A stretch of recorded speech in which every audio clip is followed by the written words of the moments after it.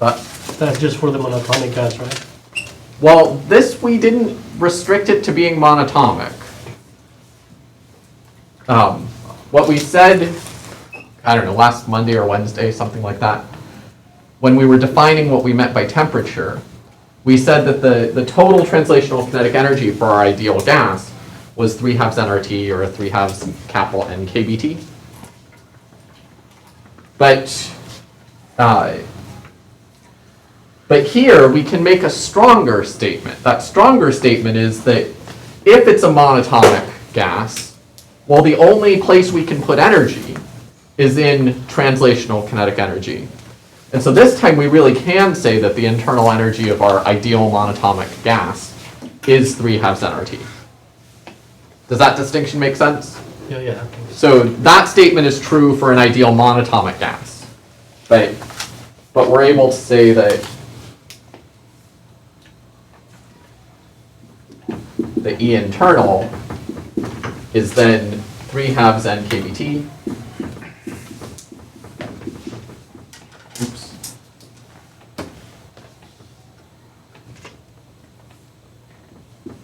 Or equivalently 3/2 N RT. So far, so good.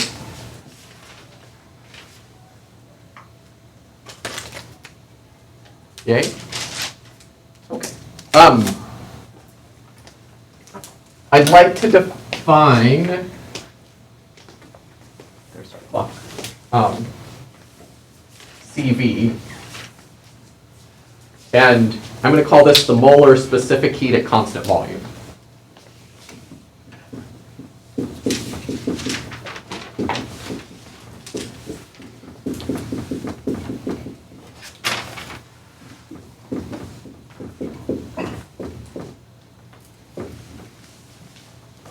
So CV for constant volume. Yay? And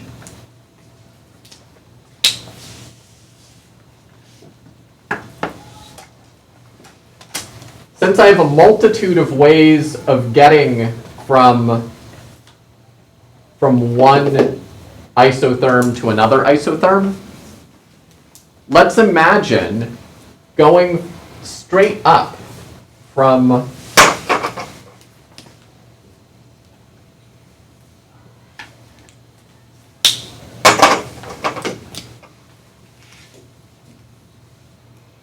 this to this.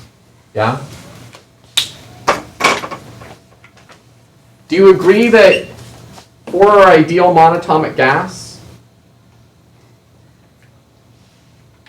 that the internal energy is just a function of temperature? We're happy enough with that up till now. But that means if I want to change the internal energy, what else do I have to change for an ideal monatomic gas? I also have to change the temperature, yeah? So, do you then agree that I have to add the same amount of energy to get to any of these states, from here to any of these final states? Yeah? Well, let's look at one of the ones we know how to do quite nicely. Let's look at a constant volume case. Constant volume case, delta E internal, looks like what? Just the heat that goes into the gas. Yeah? And so we could say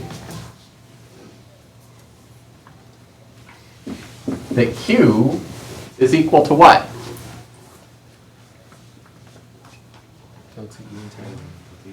Well, I could say it's equal to N times CV delta T.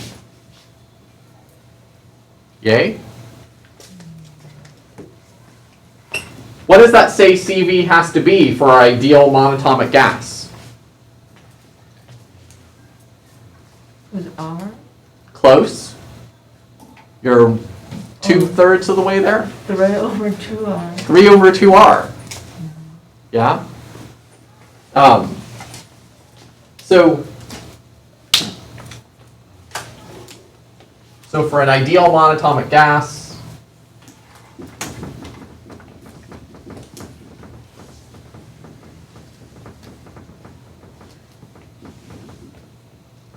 CV is 3/2 R. Yay? Is that all right?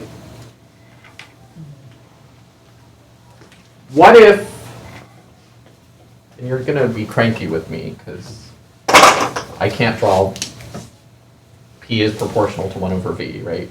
I try, but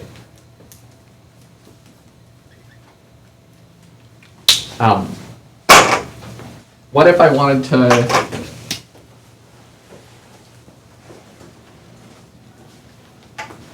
look at that case?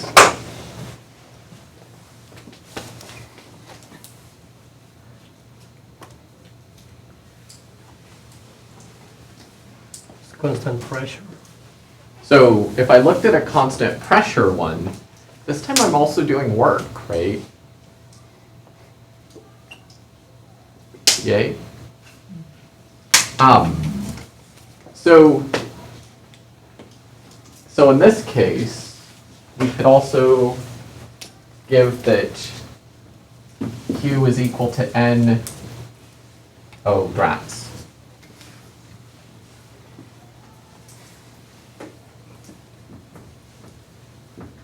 I didn't leave myself room to write this out, but if CV is the molar specific heat at constant volume, what's CP?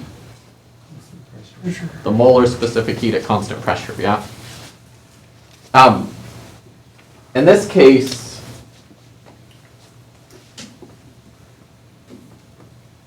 CP has to be greater than CV.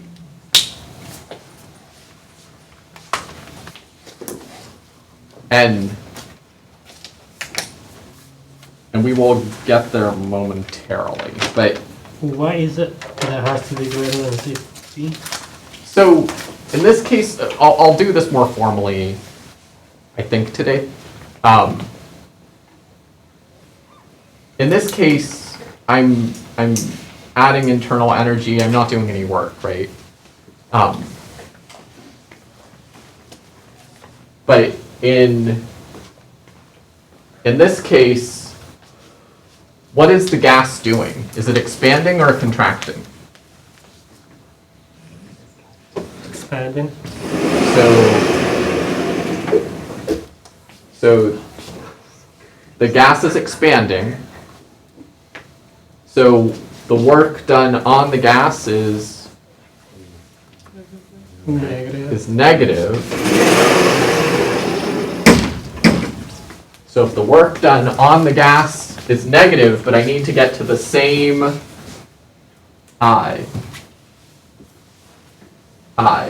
same change in internal energy. Why do I have to get to the same internal energy? Change in internal energy. Because you put the same temperature. Because I'm going from the same temperature to the same temperature, right? So in either of these cases, the earlier internal energy and the later internal energy, the difference between those is the same, right? So in the case where the gas is expanding,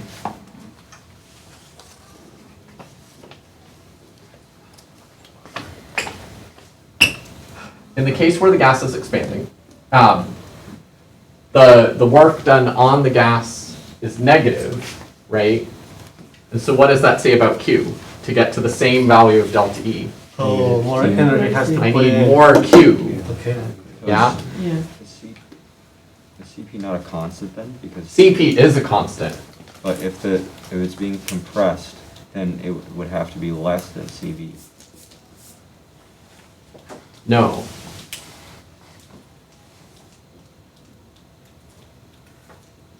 To get to the same change in internal energy. Going this way and this way is symmetric, right? But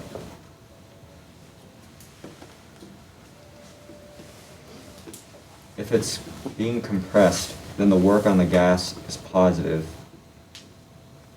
If it's being compressed, the work on the gas is positive.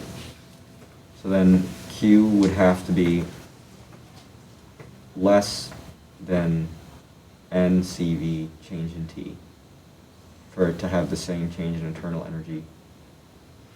If N is the same and the change in T is the same, then CP would have to be less.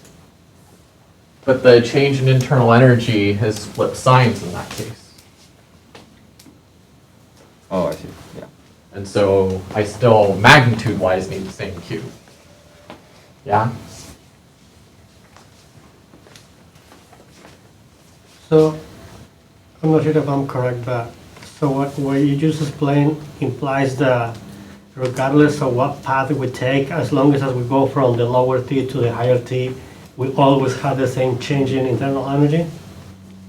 Yeah, if you go from one isotherm to another isotherm, right? Again, I'm only talking about monatomic gases for now.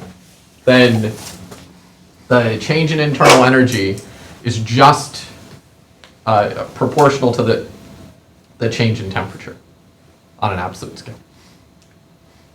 Yay? Yes, thanks. So whether I took any of these paths, the change in internal energy was the same. So we're just looking at a couple of the special cases because they're easy, right? We're picking on the cases that are, do you guys know what selection bias is? Selection bias is this idea that the way you ask the question is going to influence the answer. The way I typically introduce this is if you're taking a sociology class this semester, and you wait till the end of the semester to turn in your final project and maybe even to start your final project, you're supposed to study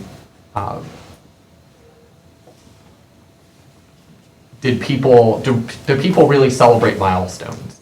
So you decide you need to interview a whole bunch of people about did they celebrate New Year's Eve 1999? Sadly enough for me, we're getting to the point, well, we're probably at the point, right, where I could ask you guys, and the answer is overwhelmingly no, right? You didn't go out and celebrate New Year's Eve 1999? No. Prince song, gonna party like it's 1999? You didn't do that, right? I'm an old man. I was an old man back then, so I was too old to, no. But that doesn't mean that no one did, right? It just means that I'm asking, there's a selection effect, a selection bias in how I'm collecting my data here. So, News reporters do that all the time. Oh, yeah.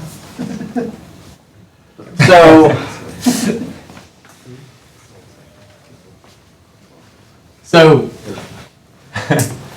See, you told me in 1999. His point. it's the end of the empire. Moves the saw eventually. It's recorded. You guys like math. This was a long walk to get here, right? You guys like math. And so there's a selection bias here. In that we're just looking at a couple of cases where it's really easy to determine Q. Really easy might be, there's already a normative statement in that, because what's easy for you guys mathematically probably isn't easy for people mathematically in the general public. But it isn't that there's anything special about, well, I mean, there is something special about this. One's at constant volume, one's at constant pressure. But these are useful tools for analyzing changes in general from one temperature to another temperature, because this is really quite trivial for you guys, right? So this is a good metric for for understanding the energy input is heat more broadly. That's why we're picking on these constant volume, constant pressure, just because we're kind of making use of this PV equals nRT statement. Okay, so 15-ish minutes, I can do this. By the way, I don't know if I said this, but happy Valentine's Day, there's candy if you want it. Just take it to go and don't leave wrappers in the building or I'll get yelled at. Okay, let's...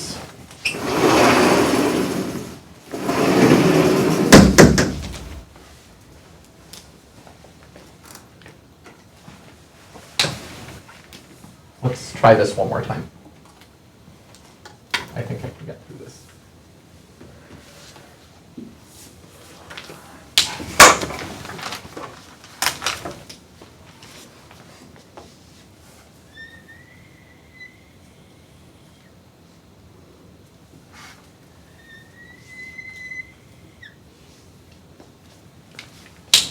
Yeah, I'm not entirely sure what I did there, but it's the thought that counts. So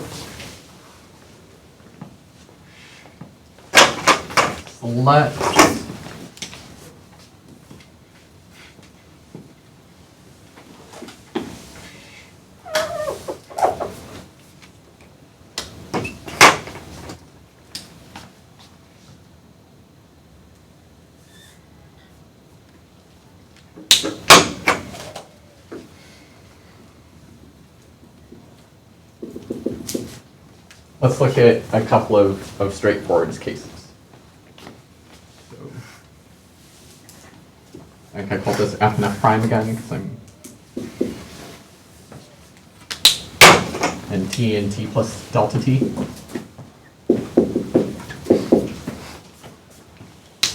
So constant volume. Again, we just saw this, but we'll do it all the same. W is equal to minus PdV is 0. Yeah? And so Q is equal to delta E internal. And so delta E internal is NCV delta T. Also that E internal is just NCVT. That's all right? So CV could look like 1 over N dE dt. Right? I mean, if I just solve this for CV, CV is 1 over N times delta E over delta T. In Newtonian calculus, that's all we're talking about. But dE dt is just going to be our 3 halves n r divided by n is just 3 halves r. Right. This r, remember, about 8.314 joules per mole Kelvin. So 3 halves r is somewhere around 12.5 joules per Kelvin, mole Kelvin, that mark. But if the pressure is if instead the pressure is constant, so our I to F prime statement,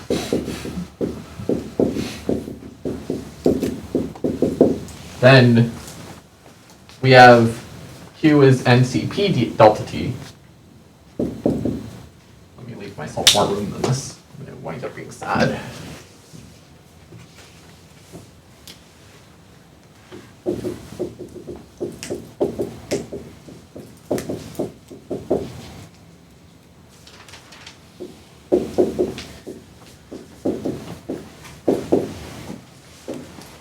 Then we also had that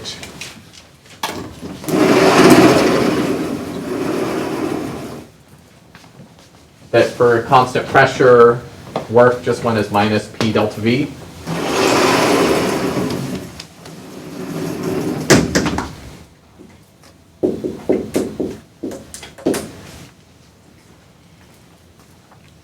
That's okay. We have the delta E internal is Q plus W.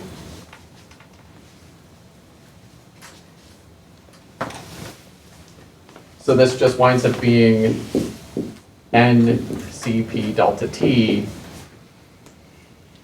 minus or plus minus P delta V. We have the PV equals nRT still. So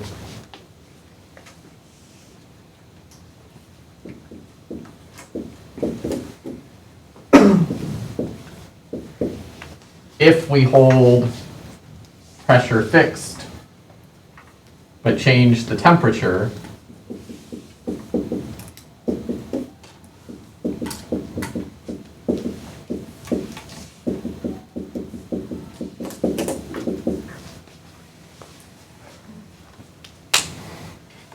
then P delta V must equal nR delta T.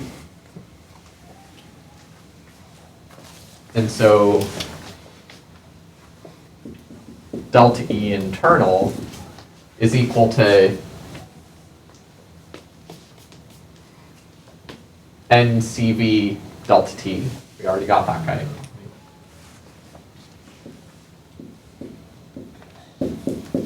But that also has to equal NCP delta T minus P delta V, but that's also minus NR delta T. Is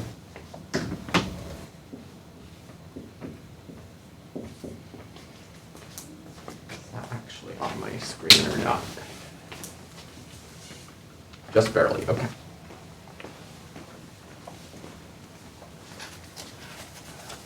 So note I can divide through by N delta T, and divide through here by N delta T, and I get that CV is CP minus R. Yay.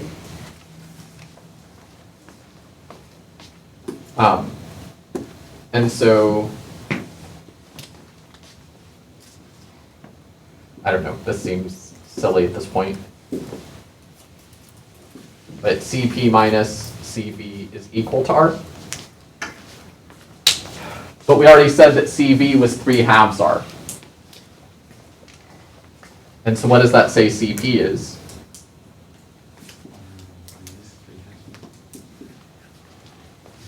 It's 5/2 R.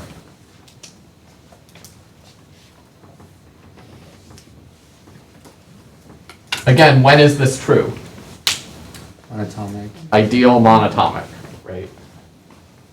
5/2 R, give or take, it's about 20.8 joules per mole Kelvin.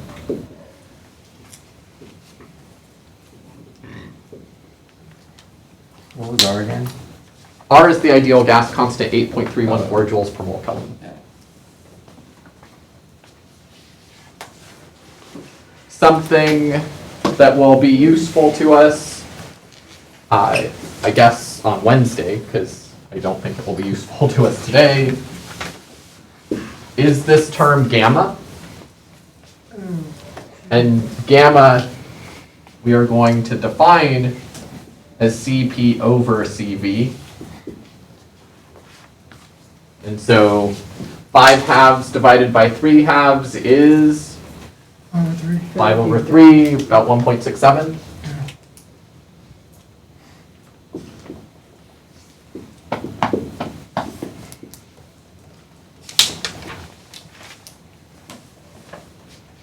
And this is going to take us to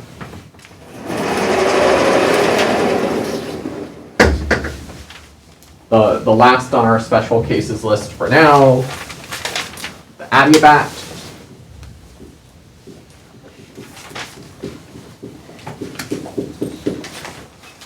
Which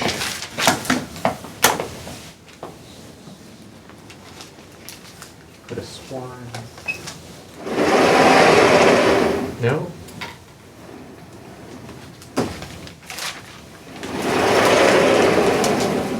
Oh, I did. Adiabat. Q equals 0.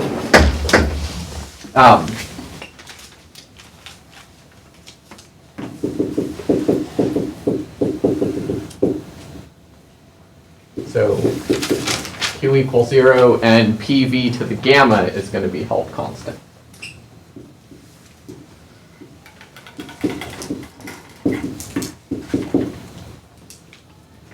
Note that for our isotherm,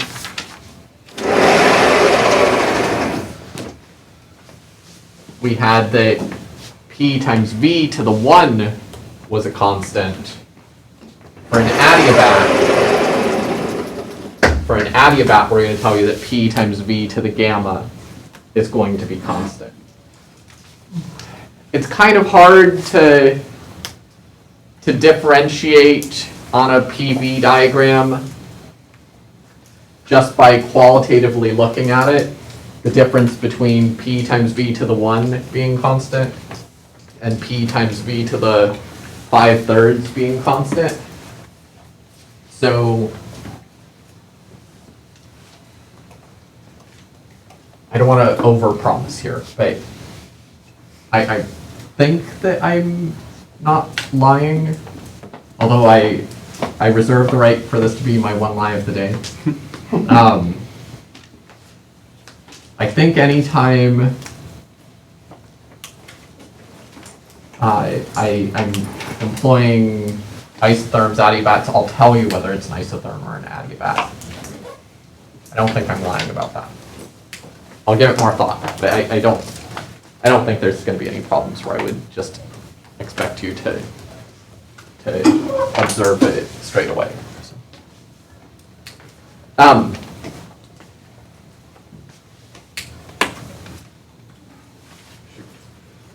All right, so as it's Valentine's Day, why don't you enjoy a little extra time? Go enjoy this beautiful California weather y'all pay so much to live in.